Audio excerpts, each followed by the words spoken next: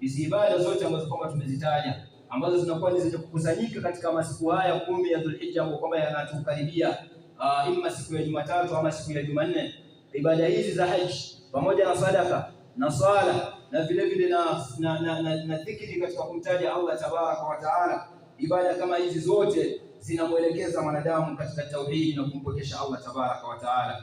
Wa huwa a'zamu ma tad'u ilayhi Dhulhijja, kikubwa ambacho kwamba hii Dhulhijja inamuitia mwanadamu ni katika kufanya nini? Ni katika kumpokesha Allah tabaraka wa taala, kwa sababu hilo ndio lengo lianna alhajj wadhabh. Hakika katika haji, hakika nini? Lianna alhajja wadhabh, katika nini? Katika hali ya mtu kufanya hija, kwenda haji na vile vile kuchinja katika ile yaumul udhiya, na wale ambao kama wako haji pia katika kuchinja zile katika hija zao, yote ile inakuwa wadhikru na vile vile katika mtu kufanya dhikri kullaha, yote hayo mabniyatun ala ikhlasil ibadati lillahi wahda, yamejengeka katika kumtakasia Allah tabaraka wa taala ibada zake yeye peke yake. Qala taala, anasema Allah tabaraka wa taala, wama khalaqtul jinna wal insa illa liya'budun.